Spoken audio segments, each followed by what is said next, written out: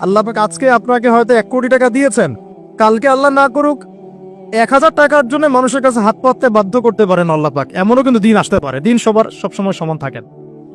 আজকে আপনার কাছে 1 কোটি টাকা আছে, কিছু মনে হচ্ছে না। কালকে কে জানে, আল্লাহ না করুক, যে 1000 টাকা কারো কাছে চাইতে হচ্ছে, 1000 টাকার জন্য ঠকে গেছেন, হতে পারে না?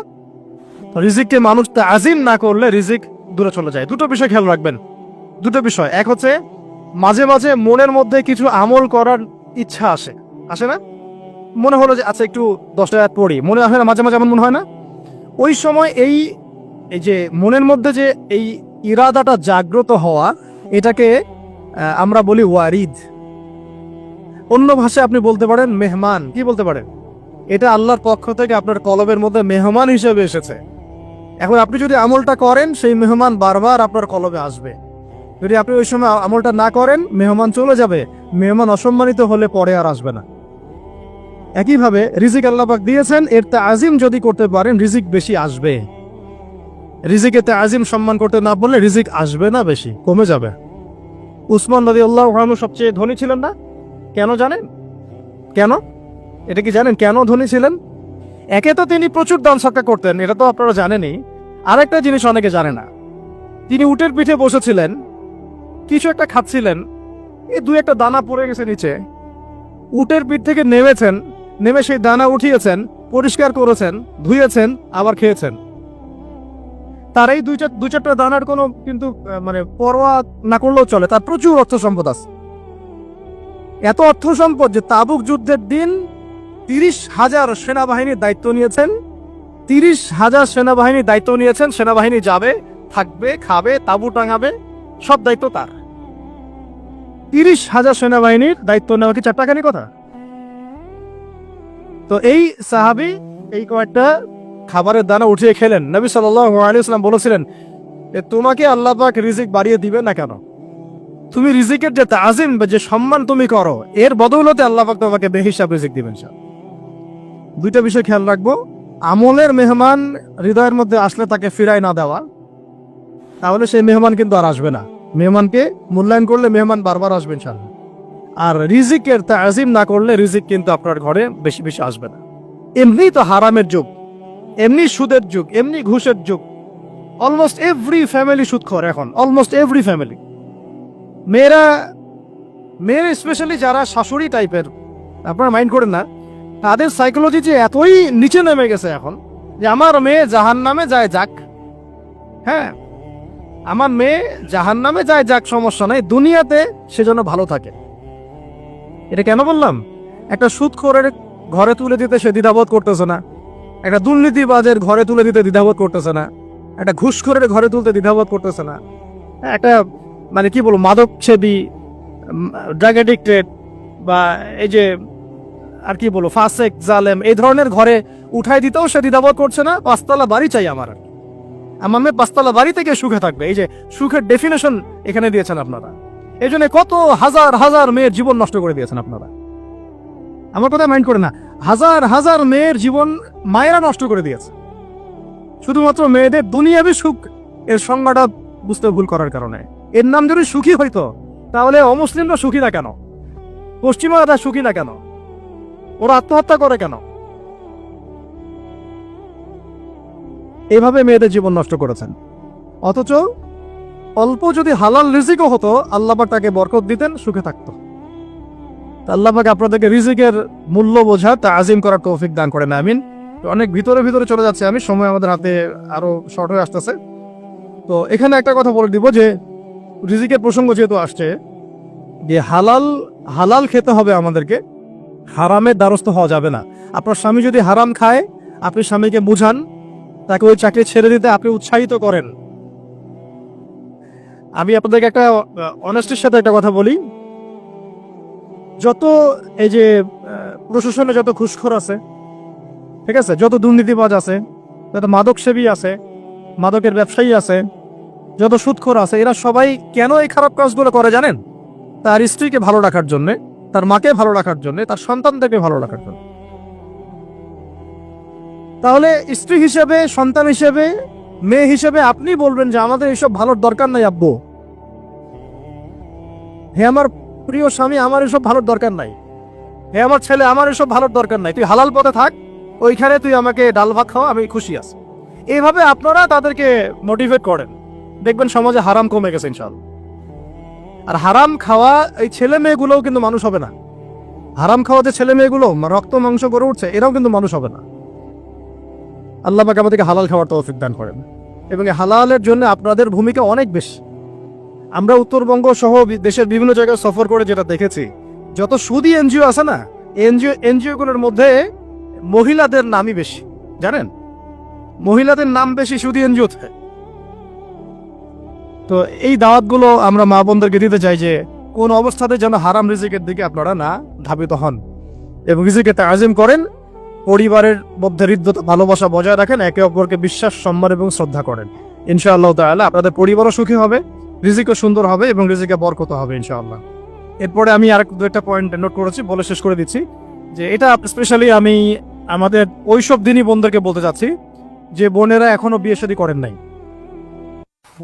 সেটা হচ্ছে যে বিয়ে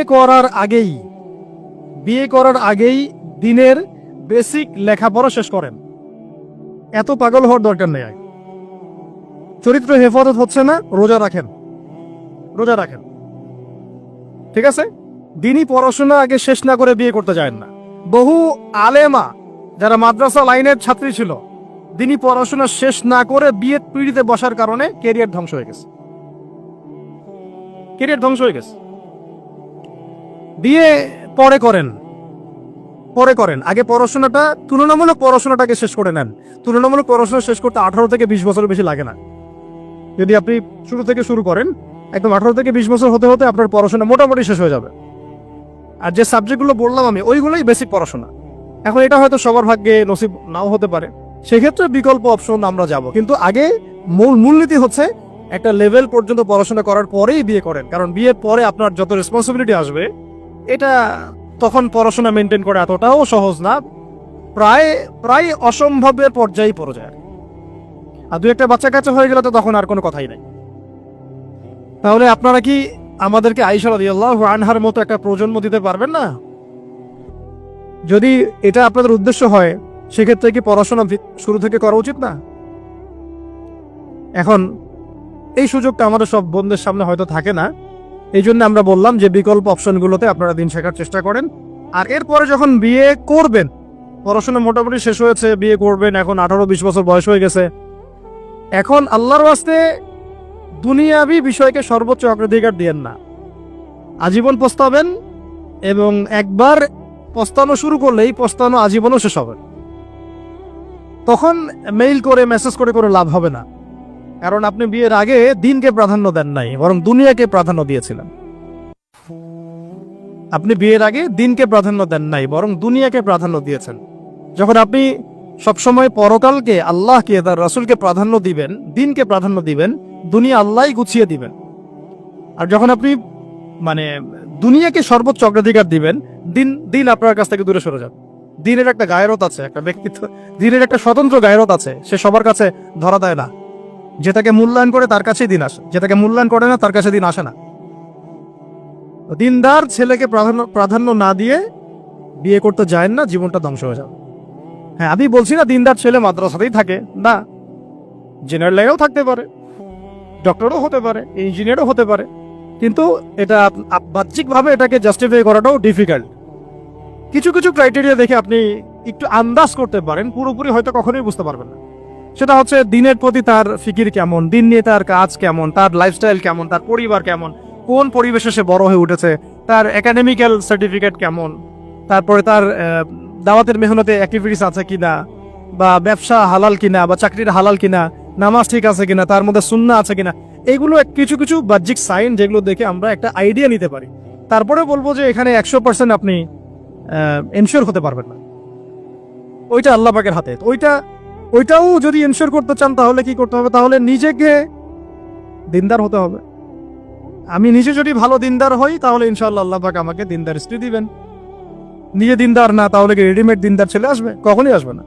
দোয়া করতে হবে, রব্বানা হাব লানা মিন আজওয়াজিনা ওয়া যুররিয়াতিনা কুররাতা আয়ুন ওয়াজআলনা লিল মুত্তাকিনা ইমামা। দোয়া করতে হবে যে রব্বি হাবলি মিনাস সালিহিন, রব্বি হাবলি মিন লাদুনকা যুররিয়াতান তাইয়্যিবা ইন্নাকা সামিউদ দুআ।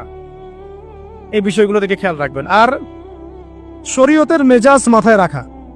শরীয়তের মেজাজের কথাটা আজকে এই জন্য বলছি যে আমরা আমাদের দেশে যে প্রবলেমটা দেখি, ইসলামের পূর্ণাঙ্গ বিষয়গুলো মানুষ মাথায় রাখতে চায় না। ইসলামে যেমন নামাজ, রোজা, হজ, যাকাত আছে, ইসলামে কিন্তু দাওয়াত, তাবলীগ, জিহাদও আছে, তাই না? ইসলামে কিন্তু শরিয়া আইনও আছে, হুদুদ, কিসাস আছে, ইত্যাদি আছে। আমাদের সমাজে দেখেন নামাজ শব্দ পরিচিত কিন্তু কিসাস শব্দ পরিচিত না। কিসাস মানে কয়জন জানেন যে কিসাস শব্দ অর্থ কি? অনেকেই জানে না। কিন্তু কিসাস একটা কোরআনের একটা ফান্ডামেন্টাল বিধান যে কেউ যদি আপনার চুরি করে হাত কেটে ফেলতে হয়, কেউ যদি ব্যভিচার করে বেত্রাঘাত করতে হয়, বিবাহিত হলে রজম করতে হয়, কেউ যদি মোরতাদ হয় তারও মৃত্যুদণ্ড শাস্তি আছে, কেউ সাতেমে রাসূলকে গালি দিয়েছে তারও মৃত্যুদণ্ড আছে। এরকম অনেক বিধান আছে, হুদুদ এবং কিসাস আছে। হত্যার বদলে হত্যা, চোখের বদলে চোখ, জানের বদলে জান। আমাদের সমাজে এগুলো পরিচিত না। নামাজ পরিচিত কিন্তু, তাসবিহ তাহলিল পরিচিত, ঠিক আছে? এরকমই সমাজেও বহু বিবাহ এটা অপরিচিত। হ্যাঁ, আপনি একটা বিয়ে করে বাইরে 4টা 5টা 6টা মেয়ের সাথে খারাপ সম্পর্ক করলে সমাজ এটাকে প্রমোট করে, এটাকে কাছে আসার গল্প নাম দেয় আর। কিন্তু একটা মেয়ের পুরো জীবনের রেসপন্সিবিলিটি আপনি নেবেন হালাল ভাবে, তখন সমাজ আপনাকে বাঁকা চোখে দেখবে এবং বিতর্কিত করবে। তো আমরা এখনো ওই ইসলামের ওই মেজাজে যাইতে পারি নাই। আমার মেয়েকে বড় করার সময় এটা তার মাথায় ছোট থেকে দেওয়া উচিত যে হ্যাঁ, ইসলামে কিন্তু বহু বিবাহের ব্যাপারও আছে, ওকে ওইভাবেই ওই মেজাজেই বড় করা উচিত। এখানে আরেকটা প্রশ্ন আসতে পারে যে এটা তো ঐচ্ছিক। অবশ্যই ঐচ্ছিক, কেউ চাইলে করতে পারে, কেউ চাইলে নাও করতে পারে, সবার উপর এটা ফরজ না, কখনোই না। এবং এটাকে আমরা বড় বড় স্কেলে এটাই সুন্নত এটাও বলতে পারবো না। ওইটা একটা নির্দিষ্ট প্রেক্ষাপটে অ্যাপ্লাই করার বিষয় ছিল। এবং উহুদের যুদ্ধ হয়ে গেছে, অনেক মেয়ে এতিম হয়ে গেছে। এখন এই মেয়েগুলো দায়িত্ব কে নিবে? বহু বিবাহের ব্যাপারটাতে আসলো তখন সূরা নিসার আয়াত যে তোমরা এখন পছন্দ হলে মাসনা সুলাসা রুবা করতে পারো। এটা কাউকে ফরজ করা হয় নাই, কারো উপরে ফরজ করা হয় নাই। যার সামর্থ্য আছে তোমরা করতে পারো। খালাস, ওই মেয়েগুলোর দায়িত্ব নিয়ে নেওয়া হলো রাষ্ট্রীয়ভাবে, এবং তারা সম্ভ্রম পেল, সম্মান পেল, গার্ডিয়ানশিপ পেল, তাদের সমস্ত অধিকার ফিরে পেল। এটা ইসলামের একটা বিধান আছে। একেবারে এটাকে বাদ দিয়ে এটাকে অস্বীকার করা, কুফরি করলে কিন্তু কোরআনের সাথে আপনার কুফরি হয়ে যাবে। আপনার নিজস্ব রুচিবোধ থাকতে পারে যে আমি এটাকে পছন্দ করি না, সেটা আপনার ডিসিশন, এটা কোনো সমস্যার কিছু নেই। এমনকি ইসলাম আপনাদেরকে বলেছে যে মেয়ের অনুমতি ছাড়া তাকে বিয়েও দেওয়া যাবে না। সবার নিজস্ব জায়গা থাকতে পারে, কিন্তু ইসলামের প্রত্যেকটা বিধানকে মাথায় রাখা যেটা ইসলামের একটা অংশ। না হলে আমরা অনেক সামাজিক সমস্যার সমাধান দিতে পারবো না। বাংলাদেশে এখন 6 লক্ষ মেয়ে আছে যারা ইতিম, অবিবাহিতা, বিধবা, আরো বেশি। আমরা রাষ্ট্রীয়ভাবে তাদের কোনো ব্যবস্থা করতে পারবো না, সম্ভব না। এইখানে মেয়েদেরকে, যেহেতু মেয়েদের মধ্যে আমি কথাগুলো বলছি, এই জন্য আমি এই কথাটা টাচ করলাম যে ইসলামের পূর্ণাঙ্গ বিষয়গুলো আমাদের মাথার মধ্যে রাখা, যে আমাদের যেন এমন কোনো বিষয়কে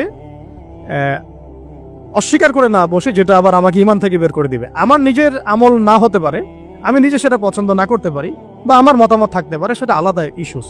কিন্তু ইসলামের বিধানগুলোকে আমরা কোনোভাবে যেন ডিনাই করতে না যাই, এটা আমাদের মাথায় রাখতে হবে। আর এটা সমাজের কল্যাণের জন্যই আল্লাহ রাব্বুল আলামিনের পক্ষ থেকে একটা এখতিয়ার দেওয়া হয়েছে।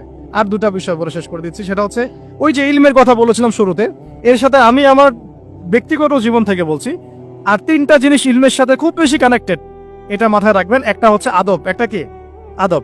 আদব রক্ষা করতে না পারলে ইলম অর্জন করতে পারবেন না। তাই আদব রক্ষা করার জন্য আমাদেরকে ওই জেনারেল লাইনে পড়াশোনার মেজাজটা ত্যাগ করে আসতে হবে। আমরা ওইখানে যে মেজাজে পড়াশোনা করি, ওই মেজাজটা আমাদেরকে একটু কর্পোরেট হতে শেখায়। মানে আমি বেতন দিয়েছি 500 টাকা, আমি 500 টাকার ক্লাস পাইলাম না কেন, তাই না? মেজাজটা এরকম আর কি।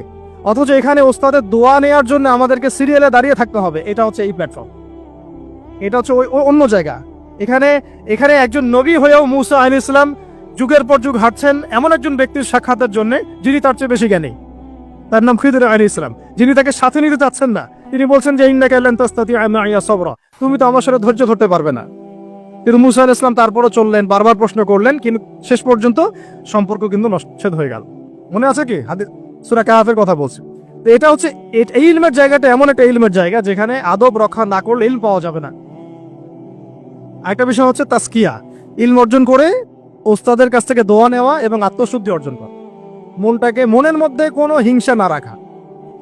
আমাদের সবার এখন মনের মধ্যে যে হিংসা দিয়ে ভর্তি, হিংসাগুলোকে ছেড়ে দেন, মন বড় করে ফেলেন, আল্লাহর জন্য ছেড়ে দেন, হিংসা ত্যাগ করেন, গীবত করা বন্ধ করে দেন, অপবাদ দেয়া তো একেবারেই নিষেধ। পরশ্রী কাতরতা ছেড়ে দেন, মনটাকে একদম খালেস করে রাখেন। একজন সাহাবী সম্পর্কে নবীজি বলছেন, এই যে এখন যে সাহাবী ঢুকবে মসজিদে ও জান্নাতি, সবাই আগ্রহ নিয়ে বসে আছে, কে এসে ঢুকলেন জান্নাতি। পরের দিনও সেম কথা, এখন যে ঢুকবে সে জান্নাতি। সেম সাহাবী ঢুকলেন, পরের দিনও সেম কথা, এখন যে ঢুকবে সে জান্নাতি। সেম সাহাবী ঢুকলেন। এবার একজন সাহাবী কৌশল করে তার বাসায় গেলেন, দেখি তো কি আমল করে সে। তো দেখলেন তো রাত্রেবেলা তাহাজ্জুদে উঠতেছে না, এসে নামাজ পড়ে ঘুমায় গেছে, ফজরের নামাজে উঠলো। 3 দিন থাকলেন, 3 দিন সেম সেম। তখন তিনি বলেন, আচ্ছা ভাই, তোমার ব্যাপারে নবীজি এরকম মন্তব্য করেছেন, তোমাকে তো এমন কোনো খাস আমল করতে দেখলাম না। তো তিনি বলছেন, আচ্ছা একটা বিষয় হতে পারে, আমি অত বেশি আমল হয়তো করি না, কিন্তু আমি যখন ঘুমাতে যাই আমি সবাইকে মাফ করে দিয়ে ঘুমাই। মন ফ্রেশ, মনটা থেকে সব বের করে দেওয়া, এটা তাসকিয়া, এটা ইলমের সাথে সম্পৃক্ত। আল্লাহ পাক আমাদের সবাইকে এই বিষয়গুলো বোঝার তৌফিক দান করেন। আমি আর এরপর আমি বলবো যে সন্তান প্রতিপালনে যত্নশীল হন, কারণ এরপরে তো আমাদের অ্যাসেট তারাই। এবং মেয়েদেরকে আমি বলবো যে আপনারা বেশি বেশি সন্তান নেবেন। কে শিখাইছে একটা বাচ্চা নিতে হবে, 2টা বাচ্চা নিতে হবে? এগুলো বোগাস কথাবার্তা পশ্চিমারা শিখাইছে। আর নবী সাল্লাল্লাহু আলাইহি ওয়াসাল্লাম কি বলেছেন? আমি সেই নারীদেরকে নিয়ে গর্ব করব যেই নারীরা বেশি বেশি সন্তান জন্ম দিতে পারে। আমি আমার উম্মতের সংখ্যা নিয়ে গর্ব করব। হ্যাঁ, সবার ফিজিক্যাল কন্ডিশন এক না হতে পারে, কিন্তু এই মানসিকতাটা ত্যাগ করতে হবে যে আমার একটাই, 2টি সন্তানের বেশি নয়, একটি হলে আরো ভালো হয়। এইসব পশ্চিমা তন্ত্রমন্ত্র বন্ধ করতে হবে। ঠিক আছে, এরপরে বলবো যে মিডিয়া দিয়ে, আচ্ছা, এই সন্তান প্রতিপালনের ক্ষেত্রে একটা কথা বলে দেই যে প্যারেন্টিং এর অনেক বই বাজারে বের হয়েছে, প্যারেন্টিং টিপস আছে। এই প্যারেন্টিংটা নিয়ে আলাদা ইনশাআল্লাহ একদিন সেশন করবো, এখানে অনেক কথা বলার আছে। সন্তান প্রতিপালন একটা শিল্প, সন্তান প্রতিপালনটা একটা শিল্প, খুব ধৈর্যের কাজ, সবরের কাজ, লেগে থাকার কাজ। সন্তানকে সময় দেয়া, ওর খাবারের দিকে খেয়াল রাখা, ওর মানসিকতার দিকে খেয়াল রাখা, ওর ফিজিক্যাল অ্যাক্টিভিটিস দিকে খেয়াল রাখা, ওর মানে আত্মা দূষিত হয়ে যাচ্ছে কিনা এটা খেয়াল রাখা, ওর ভালো একাডেমিক পরিবেশ নিশ্চিত করা, ভালো ওস্তাদ দেওয়া, ওর সাথে মেশা, ওকে আদর করা, অনেক কিছু আছে। এটা নিয়ে ইনশাল্লাহ আমরা একদিন আরেকটা সেশন করবো ইনশাল্লাহ। সন্তান প্রতিপালনের সাথে আমি বলবো যে প্রচলিত যে মিডিয়াগুলো, এই জি বাংলা, স্টার জলসা, এই যে পিছনে লেখা আছে যে অপসংস্কৃতি, এক কথায় বিজাতীয় অপসংস্কৃতি, এই মিডিয়াগুলো বাসা থেকে বন্ধ করে দেন। একেবারে টেলিভিশনের দরকার নেই। বাস অনলাইনে আমরাও কিছু কিছু ক্ষেত্রে আসলে আমরাও অনলাইনের মধ্যে ডুবে গেছি। আমি নিজেও ফিকির করছি, চেষ্টা করছি এখান থেকে বের হওয়ার জন্য। আপনারাও বের হন, মানে প্র্যাকটিক্যাল জীবনে আসেন। এটা একটা ভার্চুয়াল জগৎ, এখান থেকে আমরা যা দেখি এটা আমাদের মাথার মধ্যে প্রভাব বিস্তার করে। বহু সামাজিক ঘটনা এবং পারিবারিক অঘটন এই ফেসবুক, ইউটিউব থেকে হচ্ছে। এই কন্টেন্ট গুলো দেখা আমাদেরকে বন্ধ করতে, বাস্তবতার সাথে এগুলো কোনো সম্পর্ক নাই। আমাদের কিতাব পড়ার অভ্যাস বেশি করে বাড়াতে হবে, ওস্তাদদের সহবতে যাওয়া, আমল করা, কান্নাকাটি করা, দোয়া করা, ইস্তেগফার করা, আল্লাহর সাথে কানেকশন। আল্লাহ পাক আমাদেরকে মিডিয়ার এই রং ঢং, বলি আমি, মিডিয়ার এই রং ঢং গুলো ত্যাগ করতে হবে। মিডিয়া একটা কিছু দেখলে আমাকে কেন কিনতে হবে? কেন আমি একটা মিডিয়াতে দেখলাম যে এরকম একটা নতুন অর্নামেন্টস আসছে, আমাকেই কেন কিনতে হবে? কেন আমাকে, কেন আমি ওটার জন্য আবার বাসা চাপ দিব? কেন ওইটা আমি আমার পরিবারে ফাসাদ সৃষ্টি করার কারণ হবে? প্রয়োজন নাই। আর আমাদের মানে মাদ্রাসার মেয়েদেরকেও এসব থেকে দূরে রাখতে হবে, মিডিয়া থেকে দূরে রাখতে হবে। মানে সব মিডিয়া উপকারী না, বরং মিডিয়ার মধ্যে 99% ইসলামিক মিডিয়া না। যদি এটা হতো যে সব এর মধ্যে অ্যাটলিস্ট 10% ইসলামিক মিডিয়া, তাহলে বলতাম ওগুলো অ্যাটলিস্ট দেখেন। এখানে কিন্তু সেই সুযোগটাও পাচ্ছেন না। খুব কম মিডিয়া আমাদেরকে প্রকৃত বিষয়টা শেখায় এবং সত্যের কাছাকাছি নিয়ে আসে। বেশিরভাগ মিডিয়াই প্রতারণাপূর্ণ এবং কর্পোরেট সেকশন, এগুলো থেকে আল্লাহ পাক আমাদেরকে দূরে থাকার তৌফিক দান করেন। এবং এই কালচারগুলো ছেড়ে দেন। হিন্দুদের কালচারের সাথে আমাদের কি সম্পর্ক? আমরা মুসলিম, আমরা মুহাম্মদ সাল্লাল্লাহু আলাইহি ওয়াসাল্লামের উম্মাহ। আমাদের সাথে মুশরিকদের কি সম্পর্ক? আমাদের সাথে ইহুদিদের কি সম্পর্ক? আমাদের সাথে খ্রিস্টানদের কি সম্পর্ক থাকতে পারে? আমরা কেন ওদের সংস্কৃতি গ্রহণ করব? কিসের জন্মদিন, কিসের মৃত্যু দিবস, হ্যাঁ, কিসের এসব গায়ে হলুদ, কিসের এসব বৌভাত, এগুলো কি? এগুলোর সাথে আমাদের কি সম্পর্ক? আমাদের সাথে সম্পর্ক হচ্ছে হিজাবের, সালাতের, তাসবির, সিজদার, জায়নামাজের, আতরের, খুশবুর, মিসওয়াকের। আমাদের সাথে এগুলো সম্পর্ক। আমাদের সাথে সম্পর্ক হিজাবের, আমাদের সাথে সম্পর্ক ইসলামিক ক্যালিগ্রাফির, ইসলামিক, আমাদের সাথে সম্পর্ক কোরআনের, হাদিসের, সিরাতের, লেখাপড়া, ইলমি পরিবেশের, তাসাউফের। এগুলো আমাদের কালচার। তো কালচার খুব ইম্পর্টেন্ট। কালচার থেকে দূরে সরে গেলে আমাদের আকীদা নষ্ট হয়ে যায়। আল্লাহ পাক আমাদেরকে আমাদের কালচার ধরে রাখার তৌফিক দান করেন। আর দুটো কথা হচ্ছে, হিজাবে কঠিন হন, হিজাব একটু কঠোর হয়ে যান। এটা নিয়ে হয়তো আলোচনা শুনেছেন আপনারা, আমি জানি না পয়েন্টটা এসেছিল কিনা। হিজাবে আরো অনেক কঠিন হতে হবে আমাদেরকে, আস্তে আস্তে আরো।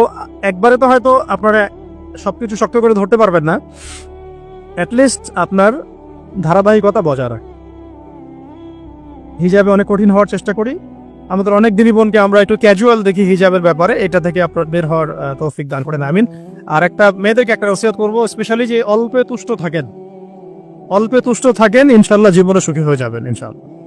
আর শেষ কথা হচ্ছে, আলেমা হওয়ার চেষ্টা করেন, আলেমা হওয়ার চেষ্টা করেন, দায়ী হওয়ার চেষ্টা করেন, এবং মেয়েদের মধ্যে ব্যাপক দাওয়াতি কাজ করার চেষ্টা করেন। এটা জীবনের লক্ষ্য উদ্দেশ্য বানায় নেন, ইনশাল্লাহ আপনার জীবনের লক্ষ্য যদি এমনই হয়, দেখবেন এমনই জীবন সঙ্গিনী আপনি পেয়েছেন যার জীবনের লক্ষ্য সেম, তখন দুজনে মিলে আপনি কাজ করতে পারবেন ইনশাল্লাহ। আমাদের এখন প্রচুর আলেমা দরকার, আমাদের প্রচুর দায়ী বোন দরকার, আমাদের মুআল্লিমা শিক্ষিকা বোন দরকার, ঠিক আছে।